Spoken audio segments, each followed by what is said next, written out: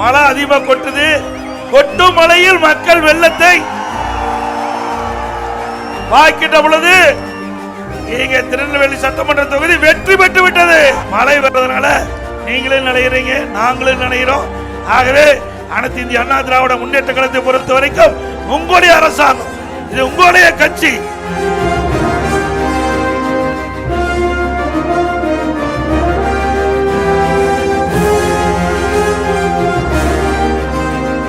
பொன்மனச்செம்மல் புரட்சி தலைவர் எம்ஜிஆர், புரட்சி தலைவி அம்மா இருவரும் தெய்வங்களை வணங்கி மக்களுக்காக அதிமுக அத்தனை திட்டங்களும் நிறைவேற்றுவிடும்.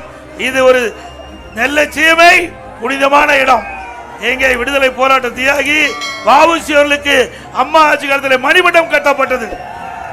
நான் முதலமைச்சர் காலகட்டத்தில் வ.உ.சி. அவர்களுக்கு சட்டமன்ற வளாகத்திலே திருவுருவப்படத்தை திறக்கப்பட்டது.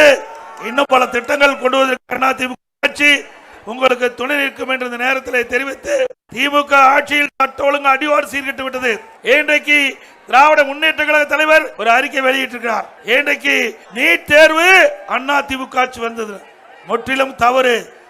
மத்தியிலே காங்கிரஸ் ஆட்சி திராவிட முன்னேற்ற கழகம் அங்க வைத்தது. அந்த காலகட்டத்தில் தான் நீட் தேர்வை கொண்டு வரப்பட்டார். அதே போல சட்ட ஒழுங்கு அடியோடு சீர்கட்டது என்று நம்முடைய பாரதிய ஜனதா கட்சி தலைவர் குறிப்பிட்டார்.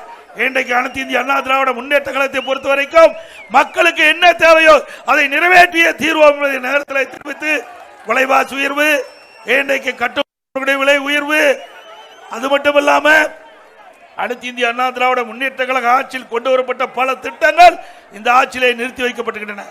இன்றைக்கு திருநெல்வேலி மாநகரத்திலே ஸ்மார்ட் சிட்டி திட்டம், நிறைய திட்டங்களை கொண்டாந்து நிறைவேற்றணும். இப்படி பல திட்டங்களை நிறைவேற்றி மக்களுடைய அன்பை பெற்ற அரசாங்கமா அதிமுக அரசாங்கம் திகழ்ந்தது. உங்களுடைய பொன்னான வாக்களை எங்களுடைய கூட்டணி வேட்பாளர்களுக்கு வாக்களித்து மாபெரும் வெற்றியை தேடி தாருங்கள் என்று இருக்கிற கோப்பி வேண்டி கேட்டு, மழை வர்றதுனால நீங்களும் நினைக்கிறீங்க, நாங்களும் நினைக்கிறோம். ஆகவே அனைத்து இந்திய அண்ணா திராவிட முன்னேற்ற கழகத்தை பொறுத்த வரைக்கும் உங்களுடைய அரசாங்கம், இது உங்களுடைய கட்சி. ஆகவே அதிமுக பாரதிய ஜனதா கூட்டணி 2026 சட்டமன்ற தேர்தலில் மாபெரும் வெற்றி பெறும். அதிமுக ஆட்சி அமைக்கும் என்று சொல்லி வாய்ப்புக்கு நன்றி கூறி விடைபெறுகின்றேன். நன்றி, வணக்கம்.